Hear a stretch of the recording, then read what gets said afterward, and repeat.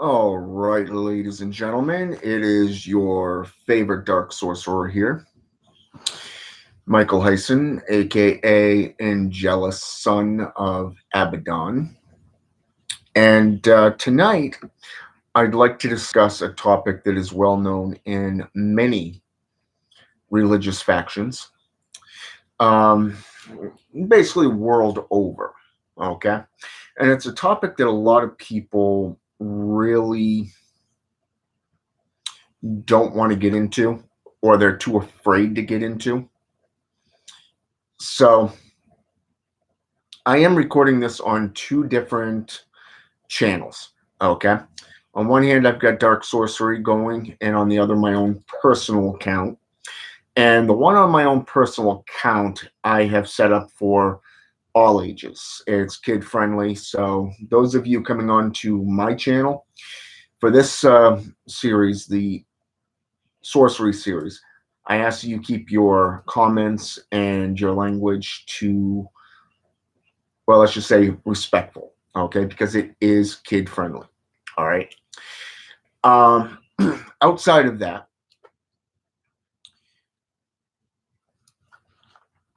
I've been doing a religious thing of breaking down witchcraft and what it is on the basics of terminology, breaking it down into its four components. And I've been doing this over the last week. So I've been getting a lot of requests and a lot of questions regarding this particular topic, possession. Okay. What is possession? And how does it relate to spiritual warfare or to, say, for an example, spiritualism in general? Okay. The first thing you have to understand about possession is that there are two aspects of it, voluntary and involuntary. Okay. The difference between the two is that those of us in the occult, say dark sorcery, dark sorcerers, sorceresses worldwide, okay, they get into dark magics, demonolatry, working with fallen angels, demons, the jinn, the loa, the ugan. It doesn't matter the type of being. We do this professionally, okay, on a serious level, okay. Welcome, John. Notice you were here. And Jennifer Keefe, okay, I'll see you in about 20 minutes. Okay. Now, voluntary means you voluntarily invoke or evoke a spirit into this world. Invocation, as I stated in sorcery, okay, the brief introductory aspects in that of necromancy and divination is when you voluntarily manifest by conjuration, bringing a spirit into this world, okay, for full manifestation. Whereas evocation is a way to bring that spirit inside of yourself. This one, in case in point, evocation allows a voluntary relinquishing of your body to a spirit. Okay. In this case, you're calling forth the spirit to aid you. Okay, and I'll get into this one in a little bit. The involuntary ones are the ones that the church refers to as demonic possession, the hostile takeover. Okay. And a lot of religions speak to the classification of voluntary. Okay. There are actually fewer than 2% worldwide cases of possession that is involuntary. Okay. At least that's what's claimed by the church itself, meaning the Vatican. Okay. The rest of the organizations basically say, oh, we're winning. Yeah, right. Whatever. That's why you're losing members and you're basically losing churches which sit vacant. Okay. So you see my point on that one. So here it is. I'm going to break this down to you because of the fact that, due to the nature of the questions, I really wanted to get into this. All right. And you're not the only one, John, that's been waiting for this. This is a topic that I've been excited about for a while now because of the fact that through sorcery, working with spirits is something that is very, very plausible. It is something that is very, very beneficial to one's sorcery. And the cool part about it is it's not just in Christianity. It's not just in witchcraft. It's not just in voodoo. Okay. It's not just in any type of religion or philosophical sense, going back hundreds, if not thousands of years. Okay. Now, the four manifestations of possession is manifestation, infestation, oppression, and possession. Okay. Now, E.A. Quetting actually broke it down into 5 stages, with the third being what he refers to as mounting. Okay. And it actually does make sense due to the nature of it. And this is why. Manifestation is when you invite a spirit into yourself or into your sanctuary. Okay. Those of us who work with demons on a professional basis, we call them forth through invocation or evocation. But like I said, not many people dare to bring them and allow them into themselves because they're afraid of that hostile takeover. Like, once it comes in, you can't get rid of it. Okay. In this case, you're looking at the Greek definition of possession. In this case, it is called the daemon. Okay. You have the daemon, which is a bodyguard. It's almost like a, how should I say this? A teacher, a guide, a protector. Okay. This would be classified as angelics. All right. Now, on the opposite end of the spectrum, you have what is known as a cocodamon. A cocodamon is a being that is hostile to humanity, to the mundane. These are the ones that is commonly referred to as the hostiles, the demons that invoke terror in Hollywood produced films, those which Christian ministers constantly preach about through the possession of the blind man out of the book of Matthew, Mark, Luke, and John. Okay, but it's not just there. There's a lot of different scriptures in multiple different religions that speak to this stuff. Now, the infestation, okay, unlike the manifestation where they are invited in, this is basically the entry point, okay? The entry point is where you invite them in, or they connect to you and they leech onto you and they begin their invasion of your body. The infestation is something completely different, and this is where these beings make themselves known on a conscious or subconscious level. All right. Now, when we think of conscious levels within a state of possession, this is where you voluntarily work with a demon on a 50-50% shared working. All right.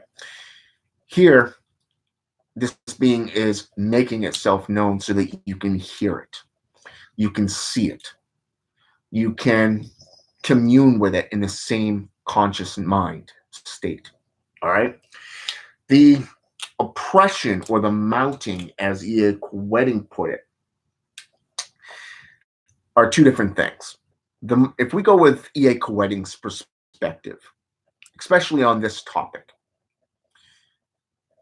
the mounting is the adaptation, okay, where you adapt to either the dual personality traits or cohabitation within the same body, okay?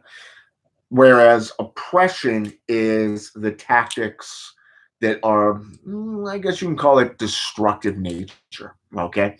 It's using tactics which will allow you not to sleep. It will disrupt your home. Say, for an example, attack your family, basically, do whatever it can to disrupt your safe environment. Okay.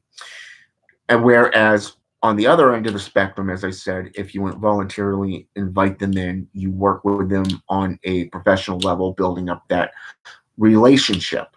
So these are the two aspects right there. Okay. Oppression is where it literally seizes control. Okay. It's literally coming in, it's pulling you off the bed, it's pushing you down into bed, putting its full weight upon you. It could pick you up and toss you across the room. Chairs will go flying, doors will slam shut, whatever. It's basically, there's a lot of tactics that they can use before they are immortal. Okay. And finally, you have what is known as the possessive state. Okay. Possessing is the loss of free will. Okay. In this case, you're no longer in control of your actions or your body. This is where they literally take over. If you, for an example, have watched my brother Joseph Nunn's videos on possession and the rituals that he does in posts, you'll notice that he ends up having a different voice or multiple different voices speaking through him at once. The way he moves inside that circle and outside the circle, such as the video on the Ouija board spirit known as Zozo. Okay.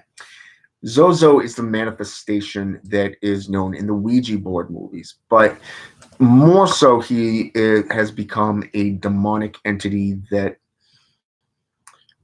is quite baneful. Okay. He's a destructive agent.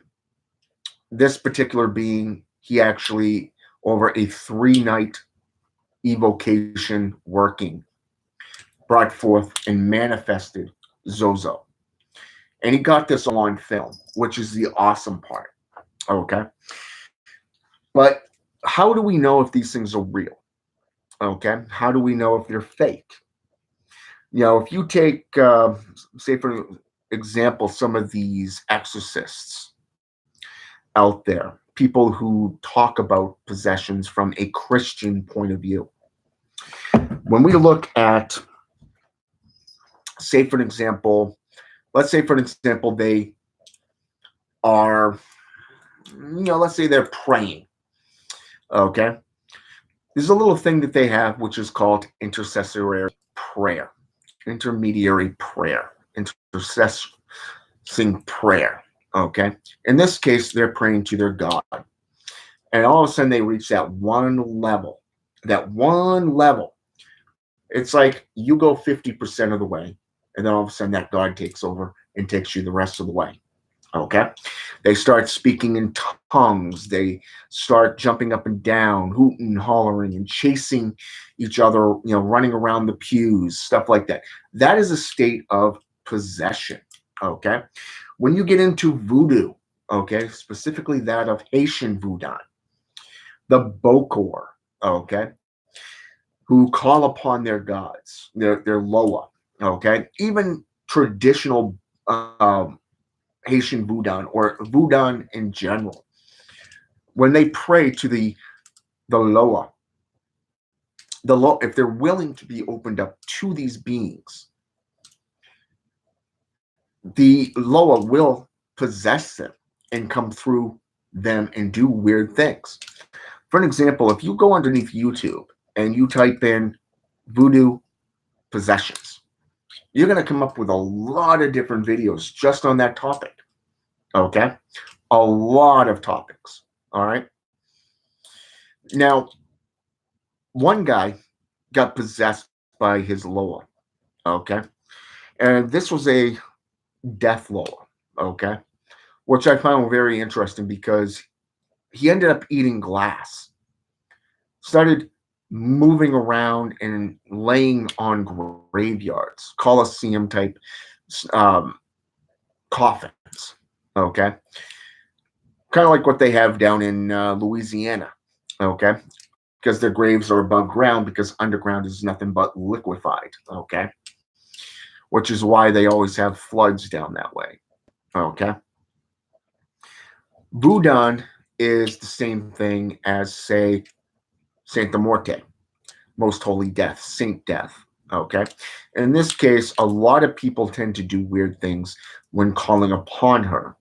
They end up crawling on all fours, okay, much like an animal, a state of possession where they can't control themselves. Hey, Danny, seeking Serpent 6.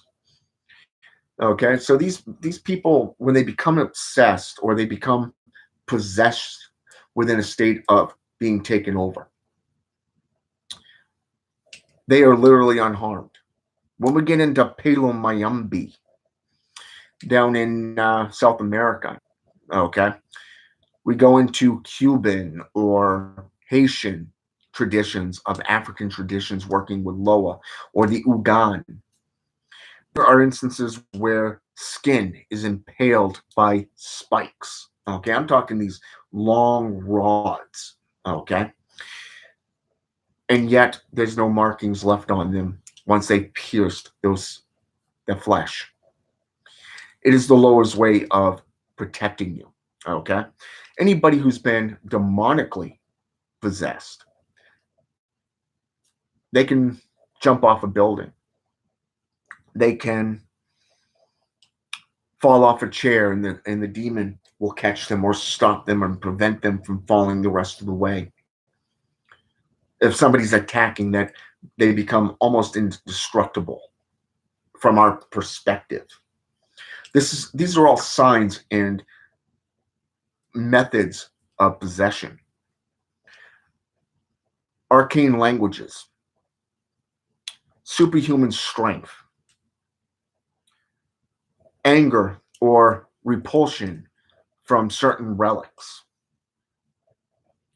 These are just some of the signs that go along with possession. Even blackouts are known to happen. These are recorded. If you go into, say, for an example, Haitian Voodoo, the or even African or New York, go down to New Orleans, you're going to see people who get possessed because they're open to it. But here's the kicker. They remember everything that happened. Because it said that the Loa allow it. Now, on the other hand, demonically speaking, once you've been possessed and certain actions are taken, according to Christianity, the victim can't control themselves. They don't have any control over their actions when they've been fully demonically possessed. Here, we see this back in Loudan, okay? The nuns of Loudan, 1642. 18 nuns were possessed.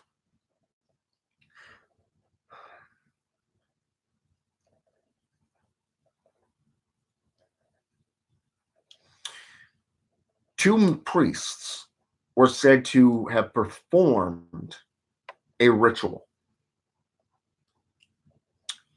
that possessed these 18 nuns. And this is something that really caught my attention, and I'll tell you why. It was the setting, an abandoned church consecrated with blood. Blood. The Bible talks about the blood of Christ.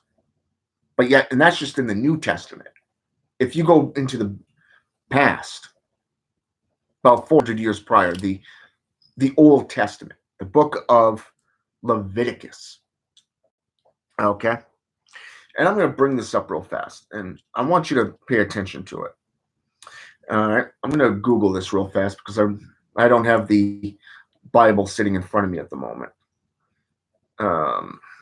What is it called? Leviticus 17:11.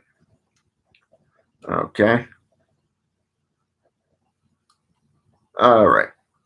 Leviticus chapter 11. And this is in the King James Version. Okay.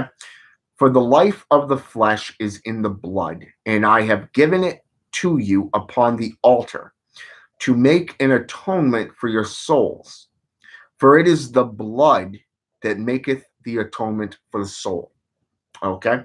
Now, don't you find it interesting that everybody seems to discuss the soul and blood? In occultism, we work with blood sorcery, bloodletting from a controlled, safe setting. Okay. The Black Tower, how you guys doing? So, blood sorcery is something that is used to open gates and portals. According to Sorcerer's Cagliostro, the blood sorcerer, the necromancer,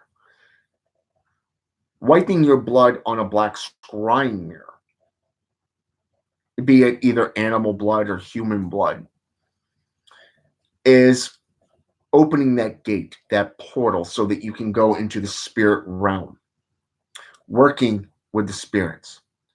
It's almost like a mask, utilizing your own blood, the blood of the atonement, the blood of Christ, the blood of the mundane. Now, here we see in only 20 pages, 20 to 30 pages in Blood Sorcery Bible, Volume 1, that talks about areas that you can cut, areas that you can utilize.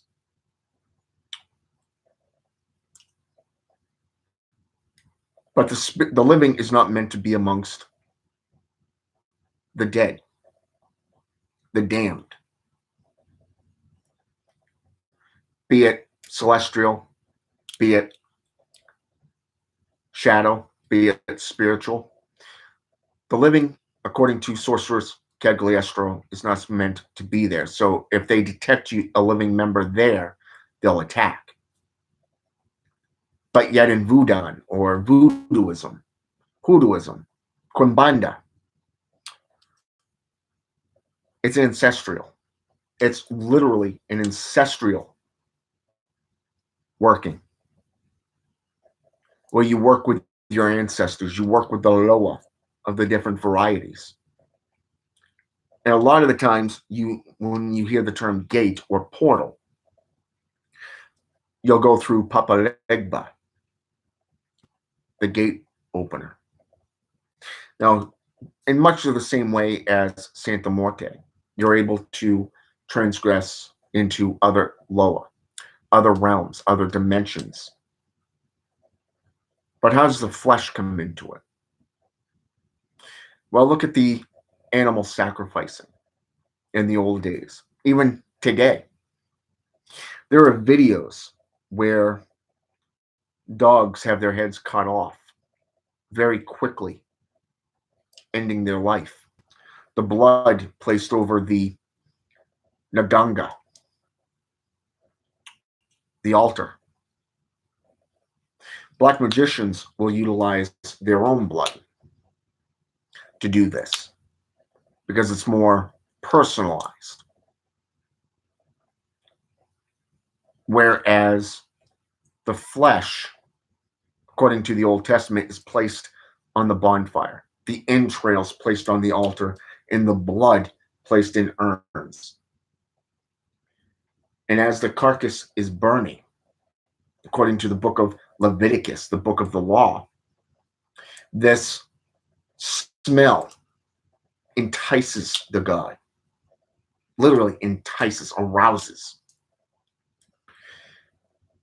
So in a sense, you're calling forth a spirit through animal or human sacrificing. In the old days, the Aztecs would take a victim, a person, the sacrifice, up to the top of the pyramid, strap them down, and rip out their beating hearts to the sun god, Inti. Back in Gaelic traditions, the ancient Chaldeans, evidence in Salem, New Hampshire, even that of England, Stonehenge. The blood of the victim goes down into these creases where the priest stands underneath and collects. The blood is the offering as much as the flesh.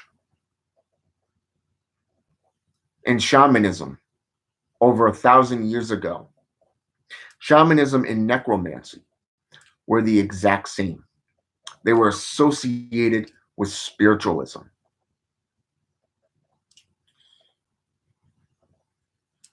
These beings that we call on,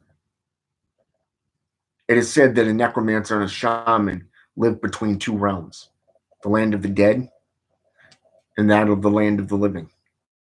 They're able to traverse both planes, calling forth the spirits, no matter if it's jinn, genies, Ugan, Loa, angels, demons, it doesn't matter. It is a state of allowing yourself to open up within a state of voluntary possession. When you go into your altar room and you pray, that is a state of possession, especially if they answer. You may hear the voice telling you what to do. It could be something quick, or it could be something drawn out. There are many signs, many different angles that they can come at you in, from outside to inside yourself, depending on if you're doing invocation or evocation. But like I said at the beginning, not many people dare to call these beings into themselves. Very few practitioners are able to do that or willing to do that, to spill the blood. You consider a lot of these exorcists that are out there today, they make up a lot of things, but they have a ideology behind it. For an example, let me grab this book real fast and I'll show you.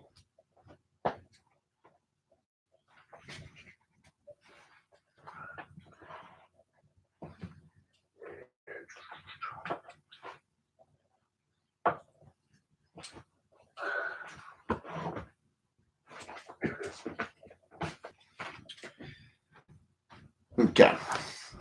One of the books that I found interesting is if you go into Mechanics of Demonology by H.P. Haggard. Okay. H.P. Haggard had a interesting possession experience when she was in college. She writes about it in her book, Mechanics of Demonology. It's a hardcover book, very, very awesome. You can learn a lot from this book, from numerology to the history, but most importantly, you can break it down into her personal belief structure, because this particular event, through the use of a Ouija board, scared her so bad that it scared her directly into Catholicism. She became the mother of Teresa of her convent. The story goes that she has red eyes, strength of 10 men, and she didn't remember anything from going from the living room to outside.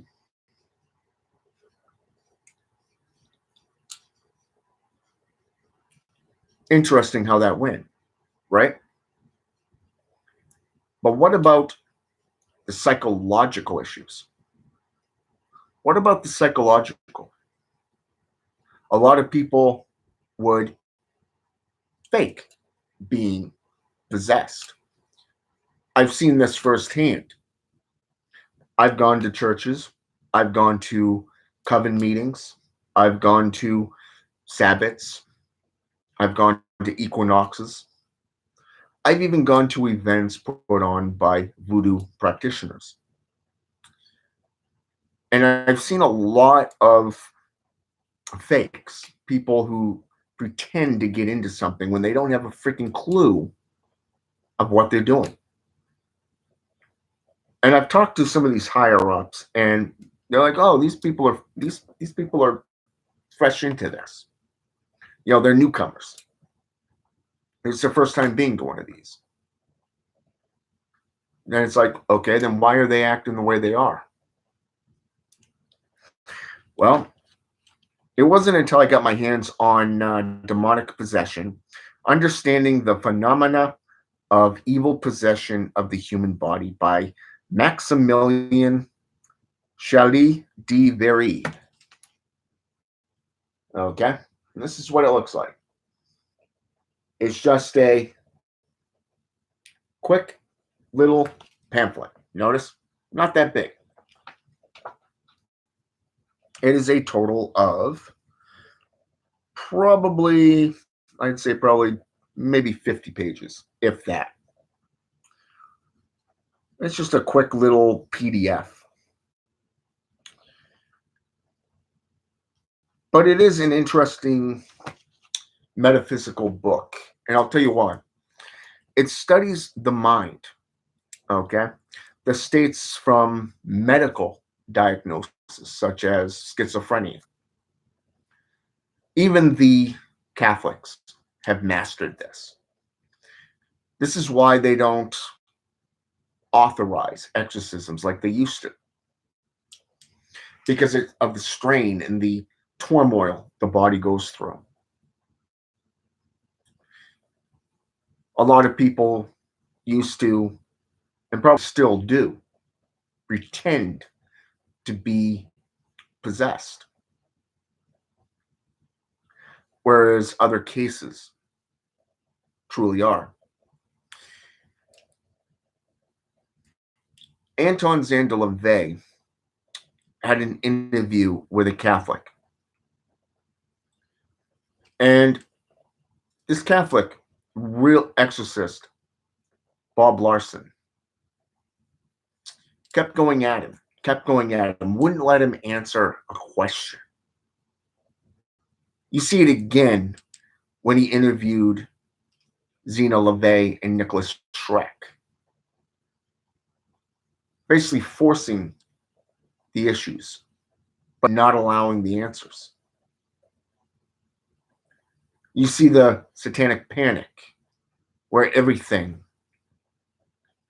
was a satanic sacrifice. Even today in churches, it's satanic this and satanic that. Psychological. So when I started studying possession, the states of possession, the history of possession, they say it's increasing world over, even right here in the United States. But yet, if you actually look at the statistics of actual demonic states, you're looking at probably 1 to 2%, not 63 like they claim. Why is that? Because most people are too afraid to work with demons, to work with Loa on a personalized level, such as inviting them into yourself to build that relationship. Those who do, they've done the work. They understand the mechanics of sorcery, of witchcraft, of necromancy. Remember, nigromancy is the art of black magic. Chiromancy is spiritual conjuration. When you open those doors through divination, such as cartomancy, Ouija boards, you're basically opening those portals for these spirits to come forth. You're inviting them in, which is why so many rookies get into trouble. A lot of rookies think they got the bull by the horns. And this is why they have such a bad experience, because they haven't learned the mechanics of ritual. They don't know how to defend themselves. They don't know how to reverse, to close a portal, to close those gates. And that possessive state in a very negative meaning comes into play. But for the most cases of possession, it's voluntary. You have to open yourself up to them, invite them in. Because it's actually proven that if you are willing to work with them, they're willing to work with you. But there are factions out there who will tell you, oh, they're evil. Don't work with them. And that's because they have their own personalized agenda. It's about members, it's about money for them. They think they're waging a war. Truth is, there is no war. There's no war whatsoever. But they want to make it one. They're too scared to do anything, which is why they follow. They follow one man, and that's their minister. And that minister has a higher up, a bishop. And that bishop reports to a cardinal. And that cardinal reports to the Pope. It's a chain of command. Sorcery, on the other hand, is nothing like that. It's about self-evolution. It's about forging those relationships with the spirits. We willingly allow ourselves to become possessed. We willingly align ourselves with these spirits. And we do this because we want to learn. We want to evolve. And there's my buddy right there, Behemoth X, Joseph Nunn, that I was talking about, right here on my channel, ladies and gentlemen. Now, I'm also on Dark Sorcery channel, just to let you know. And I mentioned you earlier. So, specifically that ritual that you did with Zozo. So, yeah, it's okay. This video will be there, so you'll be able to watch it from the beginning. And it's going to be up for a while. I'm not going to take it down. But anyways, hey, Jennifer, welcome to the video. So yeah, so anyways, we freely align ourselves with them, and we freely learn from them. We share our conscious minds. We allow them to take over our bodies because we learn from them. Just the main thing about it is that we are the ones that's being led. We're the ones learning from them, gaining that experience. They get to be in the physical world, but for a moment. But we gather so much information that it's hard to process, which is why we keep notes, journals, grimoires, black books, dream journals, so that we can write it all down as it unfolds. And then you got guys like Behemoth X, Joseph Nunn here, who records all of his videos, and he shares some of them, which is awesome. Even I've learned from him, and I have to say that. I'm impressed. I'm impressed. Some of the results that he's gotten, I'm downright jealous. But I've had my own unique experiences within possession. I've been all alone in my altar room, in my altar, doing blood sorcery, evocations, And all of a sudden I hear the voice speak. And I just jump. It's like, wait, who's there? Then I realize, yeah, I'm the only one here. But yet I heard the voice tell me what to do. You see, this is what I mean. Voluntarily calling them forth, voluntarily allowing them to come forth, either to speak through me or into my altar room, my inner sanctum. Okay? By doing this, you're forging a relationship. You're forging a covenant, even a pact if you wish to make one with that spirit. But it's up to you on how you do it and how you handle yourself and promote yourself through it. The spirits want to help you evolve. They want to help you become better, more. But you got to be the ones to reach out. You got to be the ones to do it. Because it's the only way that you're going to be able to learn outside of going out and buying every book left and right and try to experiment with it.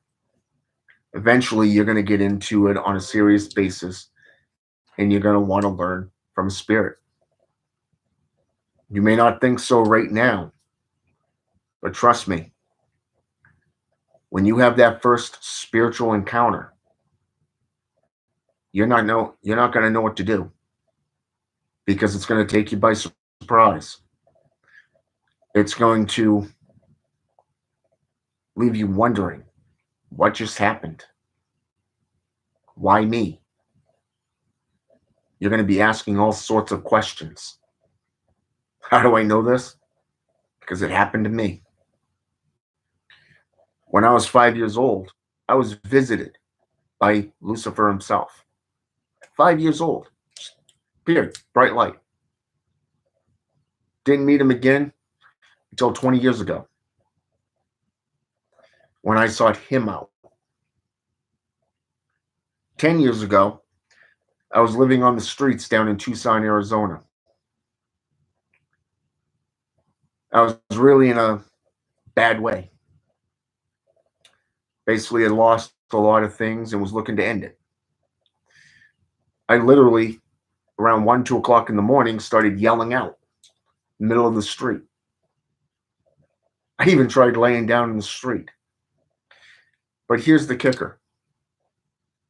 These spirits, some of these spirits came to me. And I had an epiphany. Since then, I delved into spiritual warfare on a serious level. I delved into spiritualism, got into theistic Satanism, got into traditional Satanism, got into demonolatry and just delved into it on a serious level, both research, practice, experimentation, and getting heavily influenced by evocations and invocations, learning the differences. And eventually this led me to becoming an ordained minister, which led me into an academic scholar, which is kind of ironic because in school I could really care less about studying, which was hilarious.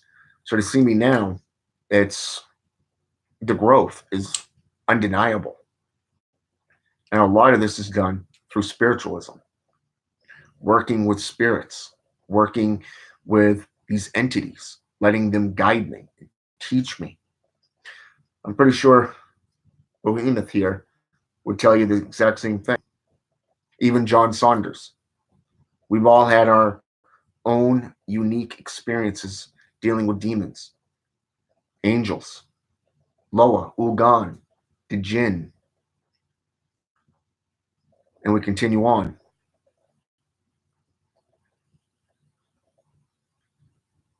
But you got to be the ones to decide how far you're willing to go and what you're willing to do. Are you willing to let them guide you to teach you, to work through you. When I do cartomancy, I channel these spirits that I'm working with. For an example, I call on Astaroth for cartomancy rituals.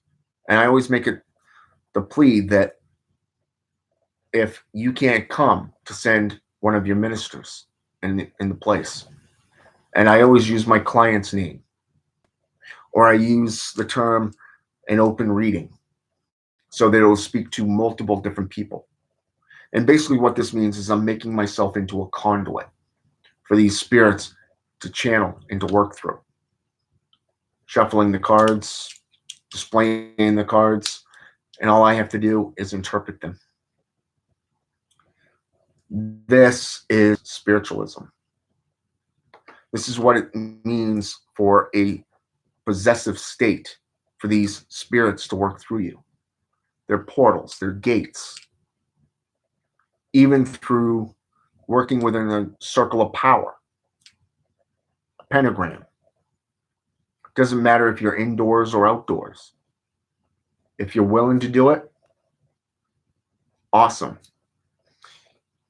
And Carrie Darkstar's on. Cool. How's it going, sister? So yeah.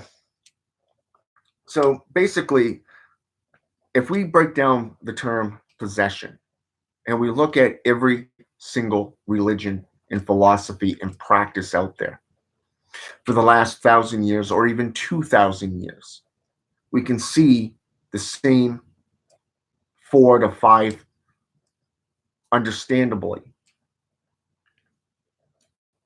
methods of possession, from the infestation, manifestation, the mounting, the possession, the whole kit and caboodle, broken down into 4 to 5 different categories.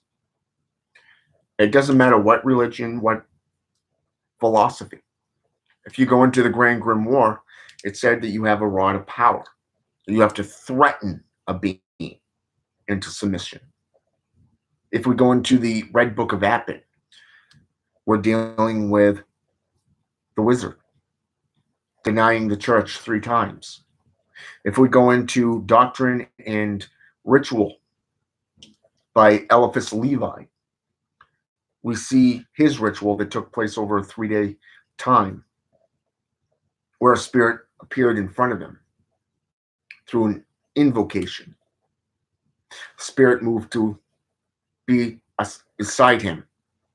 Spirit touched his arm, and it fell, to be so painful for lasting 3 days. 3 days.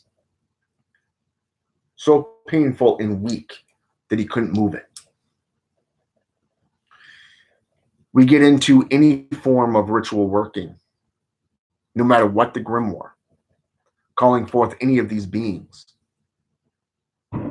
It's states of possession. It doesn't matter if it's through prayer.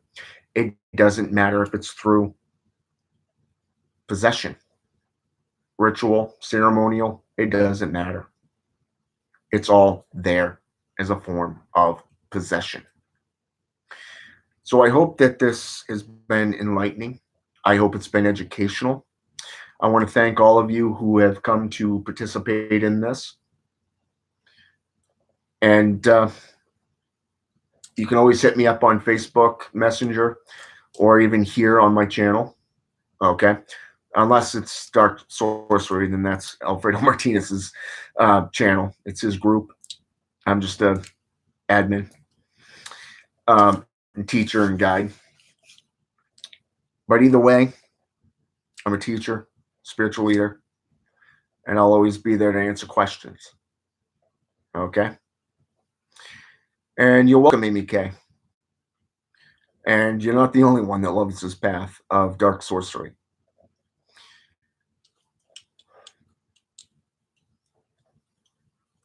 And sometimes it is like that, working with Lucifer.